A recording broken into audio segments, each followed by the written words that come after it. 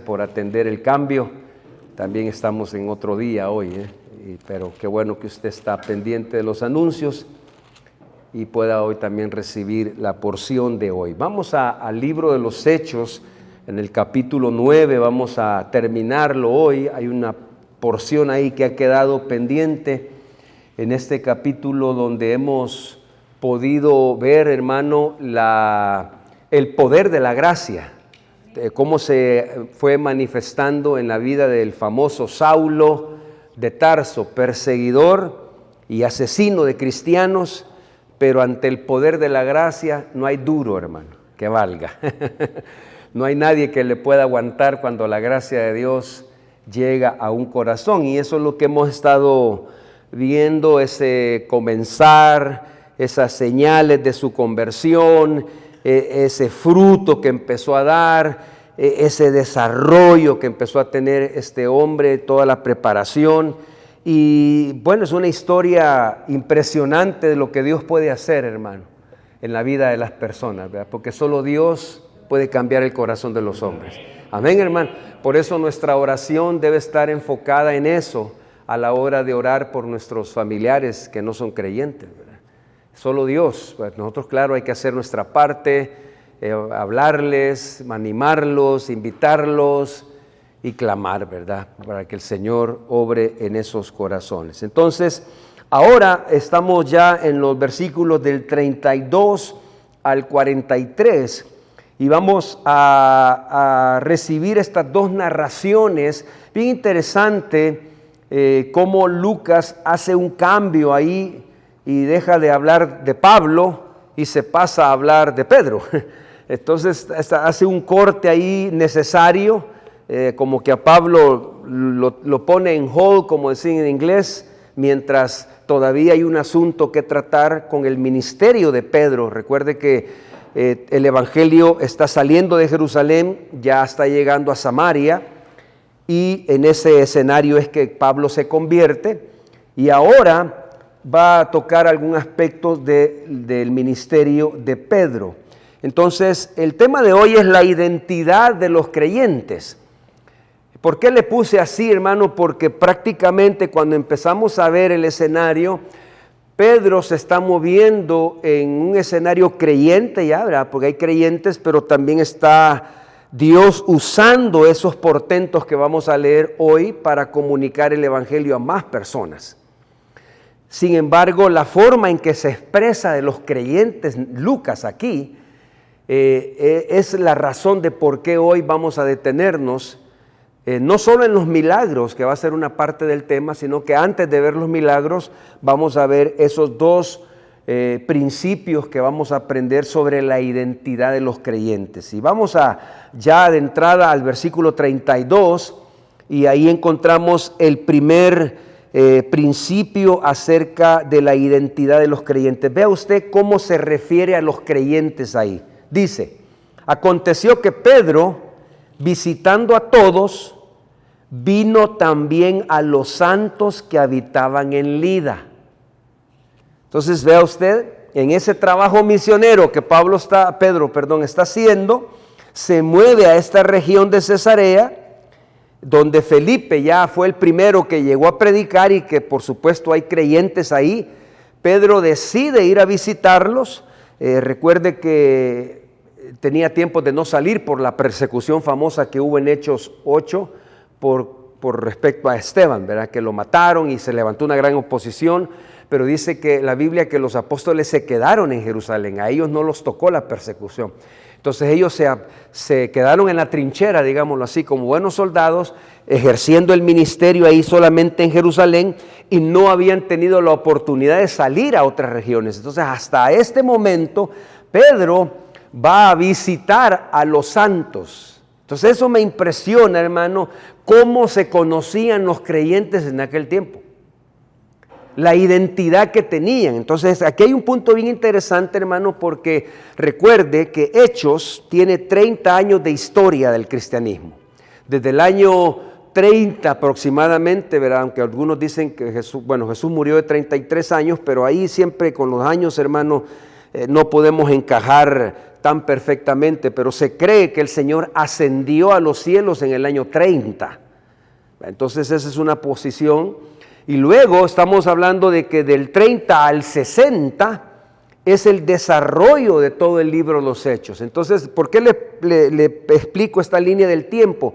Porque en los primeros 10 años de cristianismo se conocía a los creyentes como discípulos. Ese era, si me permite, el eslogan o la marca, así se trataban. Estos son discípulos de Jesús. Ese era el título que la gente les daba en los primeros 10 años del comienzo de la iglesia. Entonces eso ya quedó atrás aquí, porque aquí en este párrafo estamos ya llegando quizás al 12 o el año 13, ¿verdad? De la línea que lleva Hechos. Entonces gradualmente, hermano, el nombre discípulos fue quedándose atrás y fue siendo sustituido en esta segunda década por este título, los santos. Así eran conocidos los creyentes. Y qué tremendo título, ¿verdad? El que nos llamen santos. En realidad lo somos, ¿verdad? Pero es una gran responsabilidad y un peso que el Señor con ese título nos está dando. Ahora, quiero explicar que la palabra santos, hermano, es la posición que tenemos en Cristo todos los creyentes desde el día que nacimos de nuevo. Somos apartados, eso significa santos, somos apartados para Dios.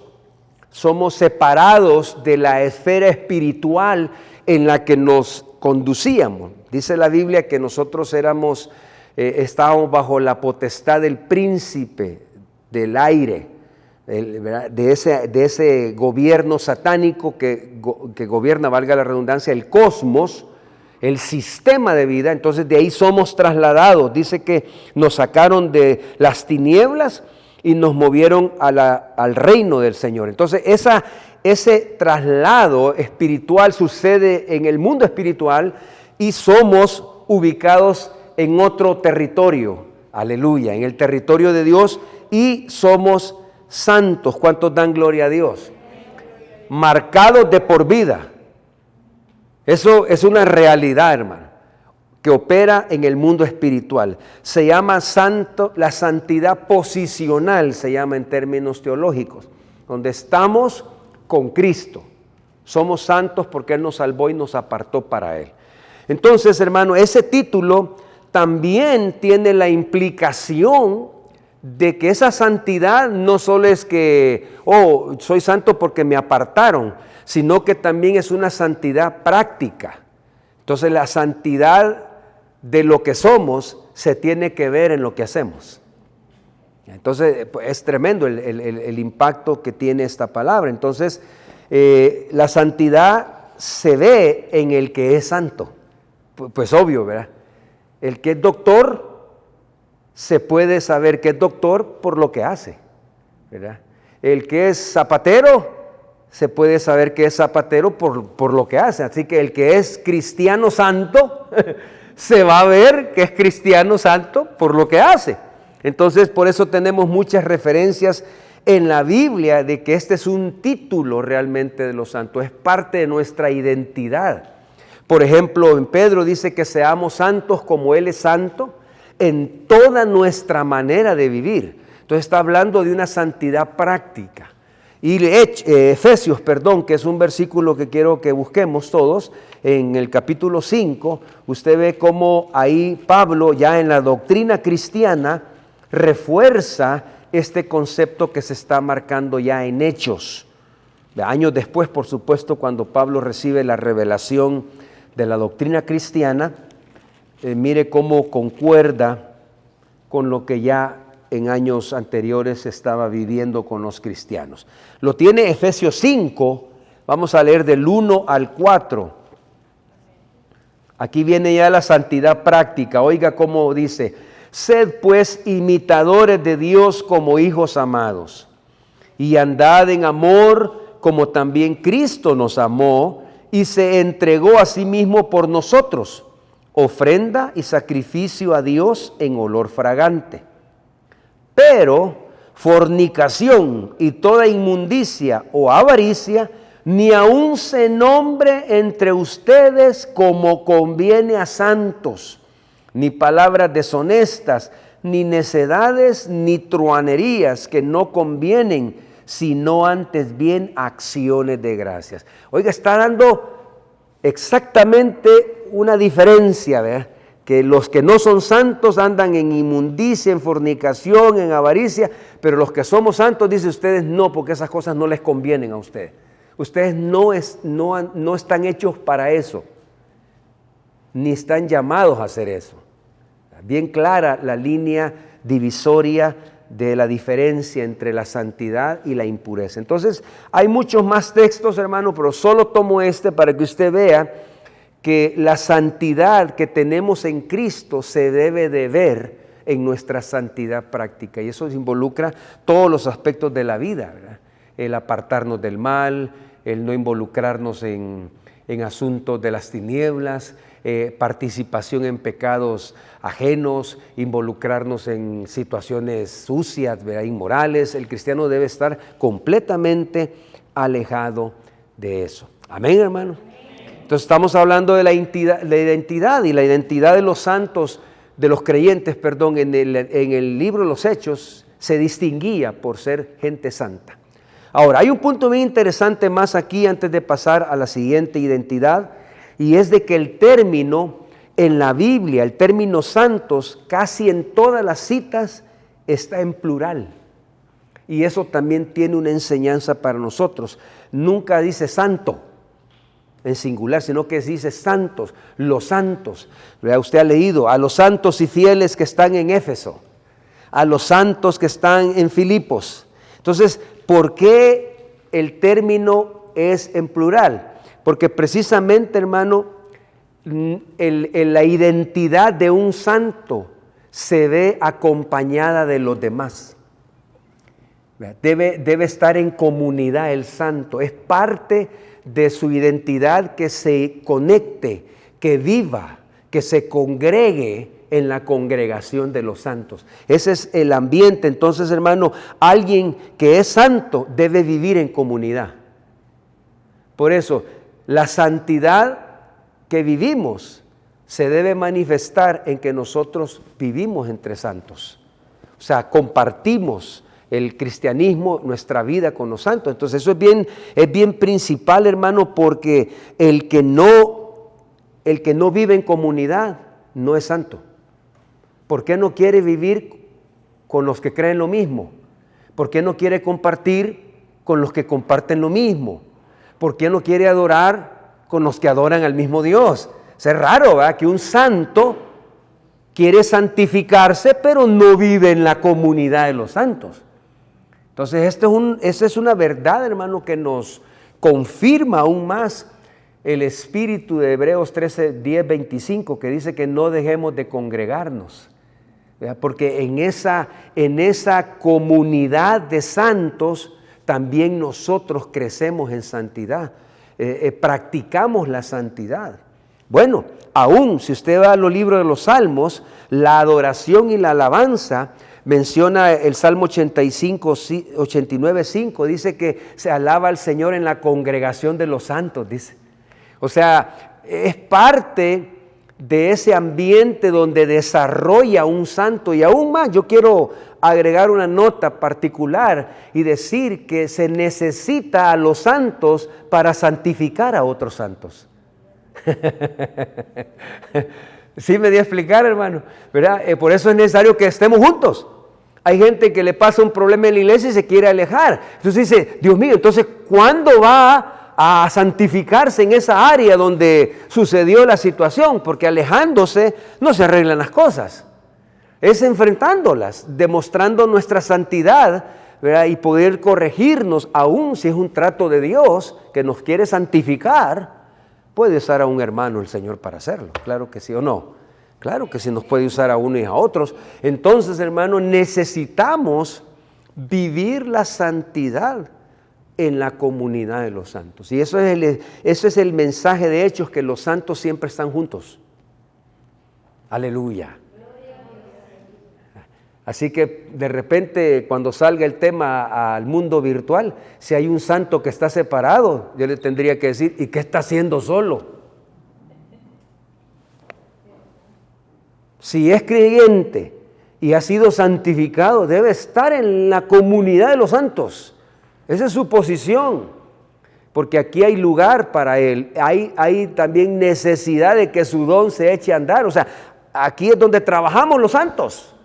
Entonces es importante que tengamos ese concepto comunitario de la santidad. No solamente tengo que santificarme, y eso lo hemos aprendido, ¿verdad? Tengo que apartarme del mal, sí, pero también involucra la comunidad de los santos. ¿Cuánto dan gloria a Dios, hermano? Entonces vea usted cómo se conocían los creyentes en Hechos, como santos, en la segunda década. Ya en la tercera década, o llegando a la tercera, ahí es donde sale el famoso título que tenemos hasta hoy, ¿verdad? Cristianos. Eso fue ya unos años después, donde se empezó a sonar ya ese título, que fue el que quedó y que el que ha sido más permanente. Bueno, entonces, hermano, entrando ahí a Hechos, encontramos que Pedro está visitando ahí, pero visita a los santos. Ahora, si vamos al texto y nos saltamos esa parte, porque al final voy a hablar de los 2 milagros, veamos ahora en el 36, aparece otra creyente y mire cómo se refiere a ella. Vamos a conocer la identidad de los cristianos con el ejemplo de la hermana Tabita, que en griego significa Dorcas. Tal vez ya alguna vez usted oyó hablar de ella. Leamos el versículo Hechos 9:36. Dice: había entonces en Jope una discípula llamada Tabita, que traducido quiere decir Dorcas, o sea, traducido al griego, ¿verdad? Esta abundaba en buenas obras y en limosnas que hacía. Oh, interesante, aparece ahora una creyente que todavía conserva el título de discípula. Ya sabemos que su nombre quiere decir Dorcas, y si quiere que lo traduzcamos al español, se llamaría gacela. ¿Usted sabe qué es una gacela? Es un animal de pies rápidos, de pies ligeros, y dicen que es bien hermosa la gacela, es hermosa y de pies ligeros. Y esto simboliza la gracia y la belleza. Entonces, esta discípula del Señor, esta creyente, se destaca, marca una identidad de los creyentes en ese tiempo y nos dejó marcados también a nosotros, porque eso es lo que Dios quiere que hagamos. Y es el segundo principio. Los creyentes manifestamos nuestra fe haciendo obras. No solo somos santos, sino que manifestamos nuestra fe haciendo obras. Y eso es lo que vemos que se destaca en esta hermana Tabita. Hay una versión que dice todavía un poco más claro. Oigan cómo dice: ella se dedicaba enteramente, como una acción habitual, o sea, lo hacía continuo, a hacer buenas obras y a socorrer a los pobres. En otra versión dice que ella abundaba enriquecida en buenas obras. Entonces, hermano, esto de las buenas obras es bien importante definirlo, ¿verdad? Que lo primero que tengo que decir es que nadie es salvo por obras, ¿verdad? Como se cree en el catolicismo. Es imposible que las obras puedan salvar a alguien. Pero sí, ¿verdad? Creyendo en Jesucristo, somos llamados a hacer obras, ¿verdad? Eso sí lo enseña Santiago, dice que la fe sin obras es muerta. Entonces, hermano, una manera en que esta hermana demostraba que era creyente y que su fe era verdadera, era que vivía el evangelio haciendo obras. Era una persona generosa, era una persona que ayudaba no solo a las viudas de aquel tiempo, que era una misión que la iglesia tenía, sino que también ayudaba a los pobres, a los indefensos, de esa manera con su trabajo. Ya vamos a ver de qué se trataba. Ella hacía túnicas, hacía vestidos. Alguna versión traduce esto como ropa interior y exterior, o sea, les ayudaba. Ya ve que en la mujer sobre todo la ropa interior es muy importante. ¿verdad? Entonces ella tenía ese cuidado de proveer, ella se los hacía. Ella era sastre, ¿verdad? Si dice que hacía vestidos y túnicas, tenía habilidad para hacer todas esas cosas y las regalaba, ¿verdad? Se las daba a las personas pobres. Entonces, por eso dice el texto 30 y si usted me lee conmigo, Hechos 9:39, mire que dice que las viudas, dice, llorando mostraban las túnicas y los vestidos que Dorca hacía cuando estaba con ellas. O sea, tenían el testimonio de su bondad, de su generosidad en ropa y en los accesorios o lo que les daba en cuanto al trato de su vestir. Ella les proveía todo esto. Entonces, hermano, aquí se destaca una función de los creyentes en el libro de los Hechos, y eran conocidos por gente que hacía buenas obras. Yo creo que hoy en día ese título por ahí se ha ido quizás o se ha borrado, pero debemos destacarnos en ser personas de buenas obras. En Efesios 2:10 dice que fuimos rescatados con un contexto de salvación, ¿verdad? Por gracia sois salvos. Dice que fuimos rescatados para andar en las obras que Dios preparó de antemano para que anduviéramos en ellas. ¿Cuáles obras? Entre esas obras está el hacerle bien a los demás, el poder auxiliar a las personas que están en alguna situación, ¿verdad? Es parte de nuestro vivir cristiano, hermano, porque a través de las obras damos testimonio de que somos gente de fe, que somos gente diferente, sin decirles nada del Evangelio. Nuestras obras hablan por sí mismas de que nuestra fe es verdadera y estamos dando que somos cristianos, que tenemos el Evangelio de paz, el Evangelio que ayuda, el Evangelio que piensa en el pecador, teniendo la esperanza de salvación. Y eso es lo que vemos aquí en Tabita, y aún más, sus obras, porque ella tuvo que morir, ya vamos a hablar del milagro, pero vea usted cómo queda el legado. La gente dice que sacaba los vestidos, esto me lo hizo Dorcas. O sea, que ya muerta, las obras de ellas hablaban. Así que, hermano, toda obra que nosotros hagamos, aunque tengamos que ir, va a quedar como un legado. Todo lo que estamos haciendo los creyentes en buenas obras, ¿verdad? Así como las cosas malas también quedan, ¿verdad? Ya ve, pero mejor dejemos un buen legado, hermano, ¿verdad? Que no digan, vaya, qué bueno que se murió porque ya no lo aguantábamos, ¿verdad?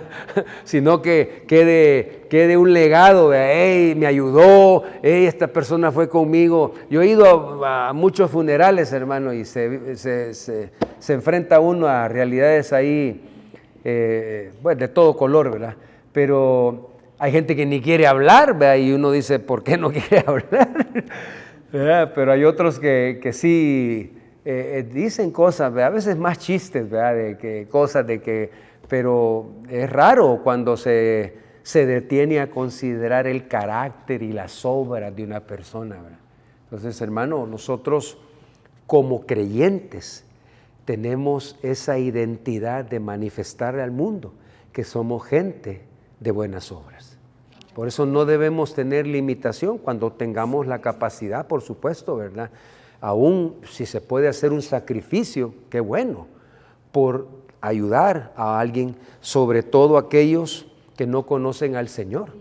Dice Pedro, eso recomienda a los cristianos de la dispersión, dice que para que cuando vean sus buenas obras glorifiquen a Dios, dice. Que la gente glorifique a Dios cuando vea en nosotros hacer obras. Entonces, hermano, es parte de nuestro testimonio. Entonces, vea usted cómo se conocían los cristianos, aquí ya en hechos reales, ¿verdad?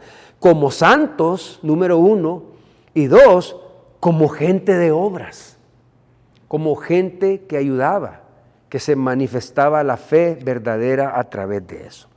Entonces aquí llegamos a la primera parte del estudio de hoy y avanzamos. Vamos a Hechos de nuevo y pasamos a lo sucedido ahí ya en detalles de la narración. Acompáñenme a Hechos 9 y hoy voy a leer yo el primer milagro, lo explico y luego vamos a leer el segundo milagro.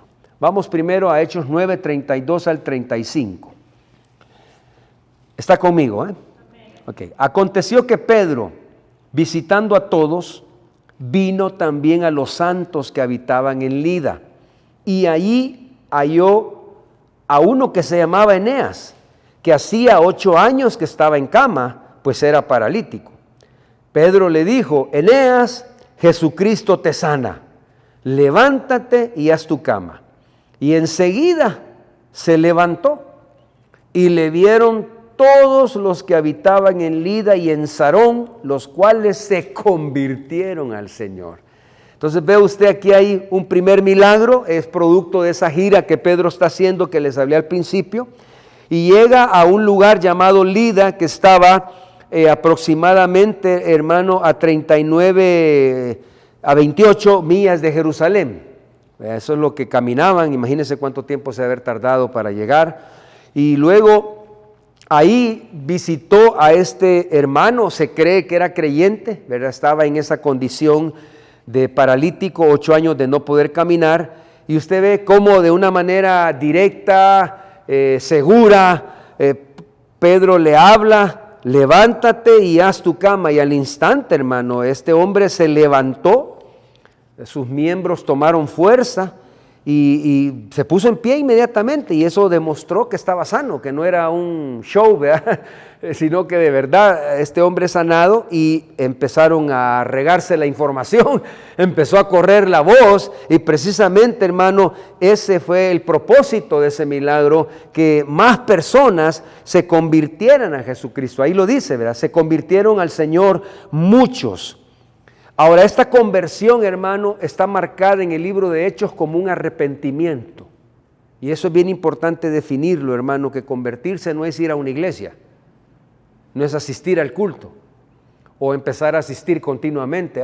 No, convertirse es que debe haber un arrepentimiento de los pecados y un creer en Jesucristo. Ese es el concepto que comunica el libro de los Hechos de un verdadero convertido.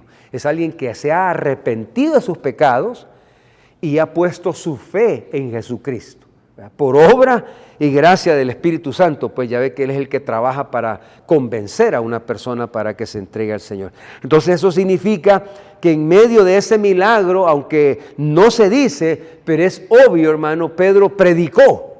Tuvo que haber habido una predicación y muchos se convirtieron, porque no habían muchos ahí viendo el milagro. Quizás estaban algunos hermanos que se dieron cuenta que iba a llegar Pedro y la familia, ¿verdad? Pero ¿por qué después dice que se convirtieron muchos? Eso es obvio que según el contexto de Hechos, cada vez que vemos conversiones es porque ha habido una predicación del mensaje. Entonces aquí tenemos el primer milagro que deja muchos convertidos. Ahora vamos al segundo, porque los dos están conectados en el último principio que voy a dar en esta hora. Leamos la historia de Dorcas, versículo 36 al 43. Había entonces en Jope una discípula llamada Tabita, que traducido quiere decir Dorcas. Esta abundaba en buenas obras y en limosnas que hacía. Y aconteció que en aquellos días enfermó y murió. Después de lavada, la pusieron en una sala. Y como Lida, ¿verdad?, estaba cerca de Jope, los discípulos, oyendo que Pedro estaba ahí, le enviaron 2 hombres a rogarle: no tardes en venir a nosotros. Levantándose entonces Pedro fue con ellos, y cuando llegó le llevaron a la sala donde le rodearon todas las viudas, llorando y mostrando las túnicas y los vestidos que Dorcas hacía cuando estaba con ellas. Entonces, sacando a todos, Pedro se puso de rodillas y oró. Y volviéndose al cuerpo dijo: Tabita, levántate. Y ella abrió los ojos, y al ver a Pedro se incorporó. Y él, dándole la mano, la levantó. Entonces, llamando a los santos, otra vez, mire el término santos, y a las viudas, la presentó viva. Esto fue notorio en toda Jope, y muchos creyeron en el Señor. Amén. Tenemos otro milagro aquí, déjeme dar algunos detalles interesantes, ¿verdad? Estamos hablando de Lida, que estaba a 28 millas de Jerusalén, y Jope, que estaba a 39 millas, pero entre Lida y Jope habían 11 millas. Pedro estaba en Lida, hizo el milagro de Eneas, y ahora estamos en Jope, que es un lugar a 11 millas. Entonces, interesante, hermano, la situación natural de la vida. Llegó la enfermedad a Dorcas y se murió. En la costumbre allá, cuando alguien se moría, es que lo lavaban. Todavía no existía el embalsamiento, entonces los lavaban. Y por lo general en Jerusalén, cuando alguien moría, lo enterraban el mismo día. Era ya un lineamiento, así tenía que hacer. Pero aquí, hermano, como estaban fuera de Jerusalén, la lavaron, y probablemente algunos que ya sabían que Pedro andaba por ahí, pues esperemos antes de enterrarla. No sé, pudo haber habido ahí un acto de fe, esperando que Pedro pudiera llegar, y así fue. Entonces se enteraron de que Pedro estaba ahí y fueron a llamarlo. Se cree que de Jope a Lida, o de Lida a Jope, habían 11 millas, y era un viaje de por lo menos 3 horas, hermano, a pie. Entonces fueron a pedirle a Pedro que viniera, ya usted leyó conmigo, ¿verdad? Y Pedro no dudó en moverse, ¿verdad? Como siervo para hacer una atención, se mueve. Y dice que cuando llegó vio esa escena conmovedora, ¿verdad? Que siempre en los funerales no puede evitarla ver uno, ¿verdad? Gente llorando, las viudas llorando, lamentando la muerte de Dorcas, y ahí exhibiéndolos entre ellas, ¿verdad? Mira, esto me lo hizo Dorcas, ¿verdad? A mí me hizo esta falda, a mí me hizo este vestido, mira, a mí me hizo esta pijama, ¿sabes? Bueno, cuántas cosas le ha de haber hecho, ¿verdad? Pero llorando por ella. Entonces, si usted ve, aprendemos de Pedro, que era un discípulo que bien tomó la lección de Jesús, porque si usted ve la forma en que él trata el caso, era exactamente como Jesús hacía cuando resucitó a alguien. Llegaba al lugar y sacaba a todos. Por eso Pedro hizo lo mismo ahí, ¿verdad? Como hizo en la casa de Jairo, ¿verdad? Que sacó a todos los llorones ahí, los que la estaban lamentando, y solo se quedó el papá, y ahí pues levantó a la niña, que le dijo Talita Cumi, ¿verdad? Niña, a ti te digo, levántate. Y bien raro, bien extraño o casual, ¿verdad? Que es Talita y este es Tabita. Solo una letra es la diferencia. Entonces Pedro ahora nos enseña una posición muy interesante, que en medio de eso no hizo ningún alarde, no llegó aquí vengo y yo las puedo, ¿verdad? Sálganse todos que ahorita voy a hacer mi show aquí. No, ¿verdad? Es un hombre servidor del Señor, con un rango elevado en apóstol, pero usted ve que se puso a orar. Dice que se arrodilló. Esa es una acción tremenda, hermano, porque nos muestra la humildad, la adoración. El postrarse es un acto de adoración, hermano, además de ser un acto de humildad, pero también es un acto de dependencia. Entonces Pedro, saber qué conmoción, ¿verdad? Porque como hombre, imagínese ver a mucha gente llorando, no me va a decir que no somos impactados. Yo voy a los funerales, hermano, y híjole, ¿verdad? A veces ni miro yo, porque pues se siente uno el dolor, ¿verdad? Y pues sí, es influenciado por esa atmósfera de luto de alguna manera, ¿verdad? No puede evitar uno sentir tristeza por las personas. Y Pedro, me imagino que pudo haber estado en ese estado, pero para poder conectarse y buscar la voluntad de Dios, hermano, antes de hacer una situación como esta, hermano, porque imagínese un proyecto fallido a estas alturas, hermano. Se la estaba jugando, como decimos, pero él ora, ¿verdad? Con una actitud de dependencia, y definitivamente le pidió a Dios. Alguien dijo que pidió si podía llevar a cabo el milagro de acuerdo a la voluntad de Dios. O sea, le pidió a Dios que le mostrara su voluntad, si era su voluntad levantarla. Y definitivamente ahí hubo una conexión del Espíritu Santo, ¿verdad? Definitivamente detrás de todos los milagros está el Espíritu Santo, ¿verdad?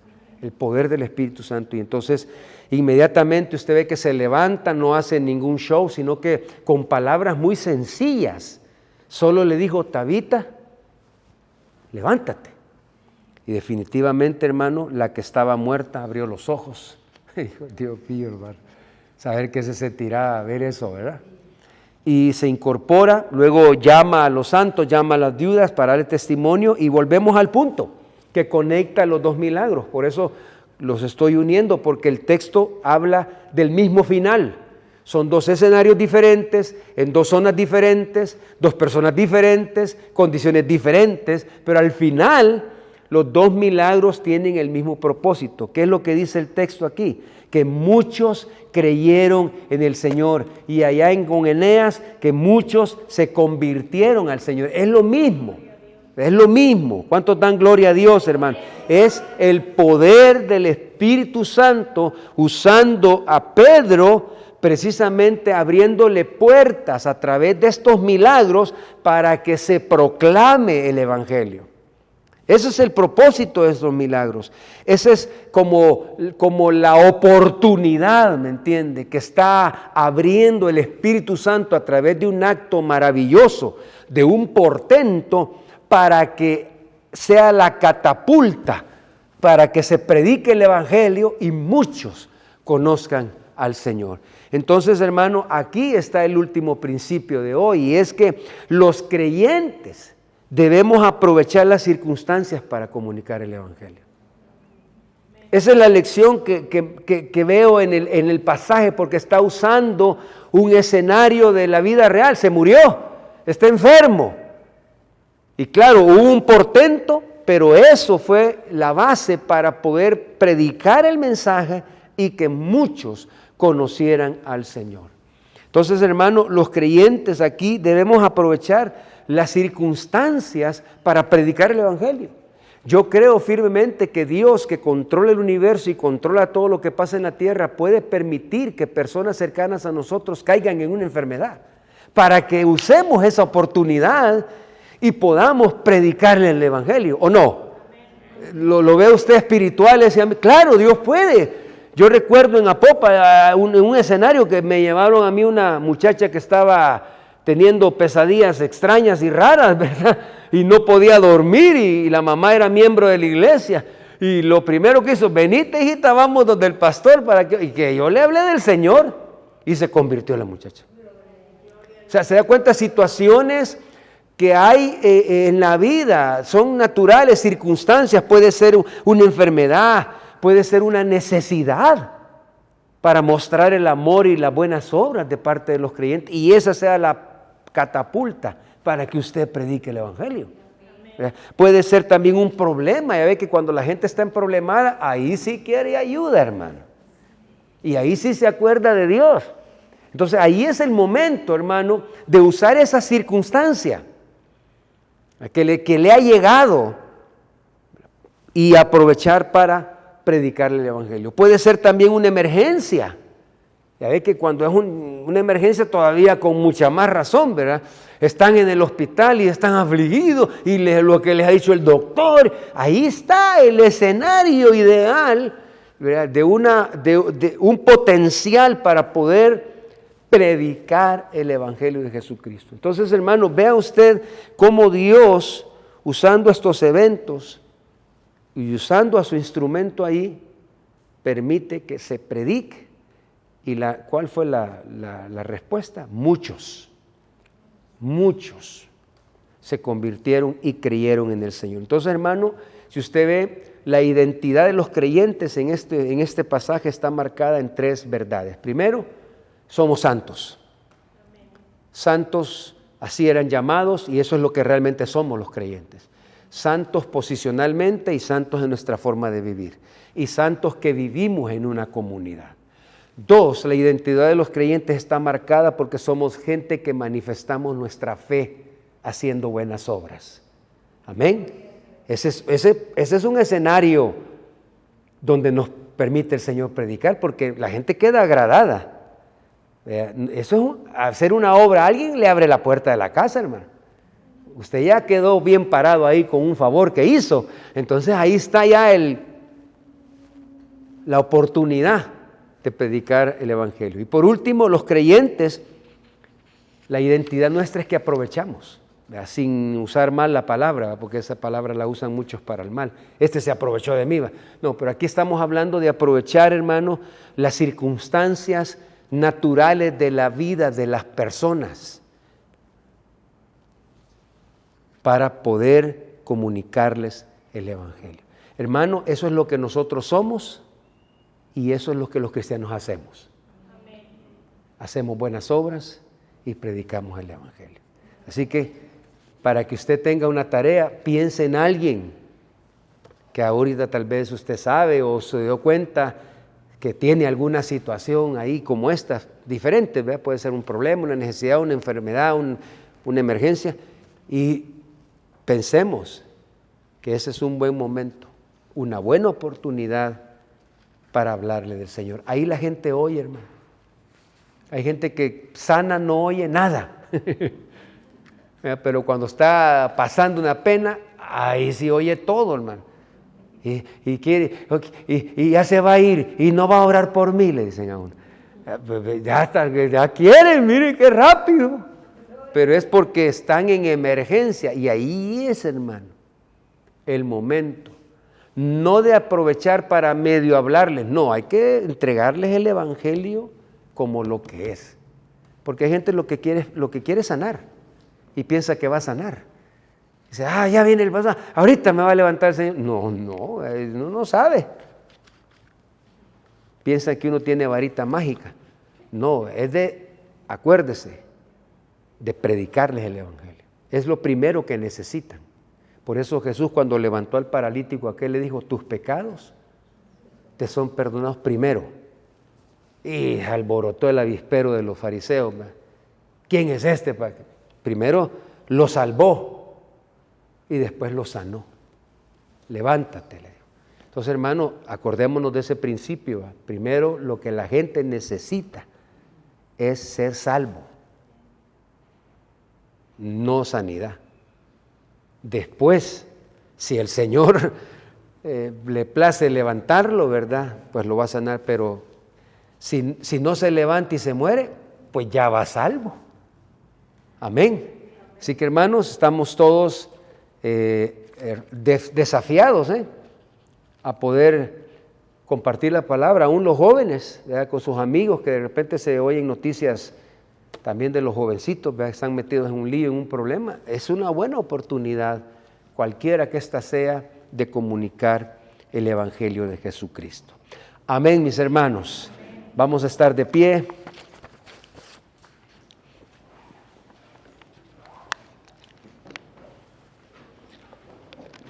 Por favor, vamos a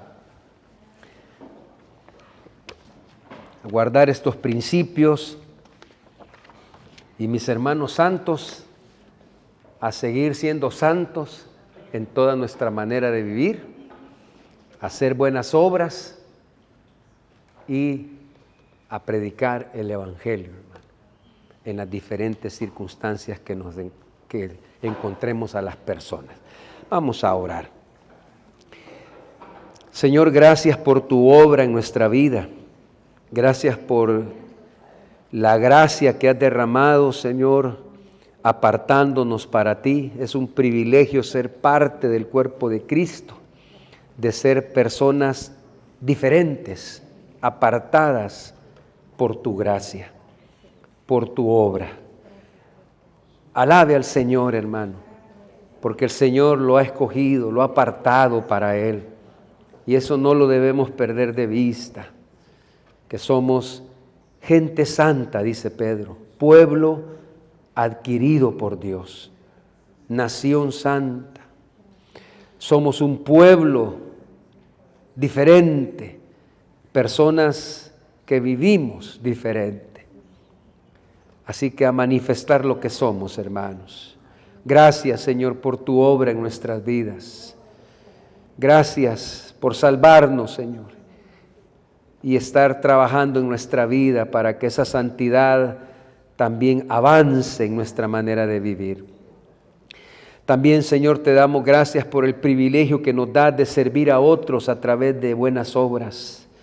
Que el corazón de los creyentes siempre esté dispuesto con ese mover de tu espíritu, esa gracia que das para poder auxiliar, Señor, a aquellos que están en necesidad.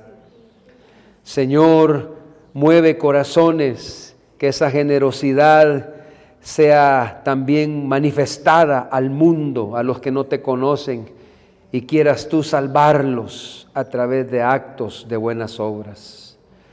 Oramos también, Señor, para que nuestra boca se abra para predicar a Jesucristo como el Señor y Salvador.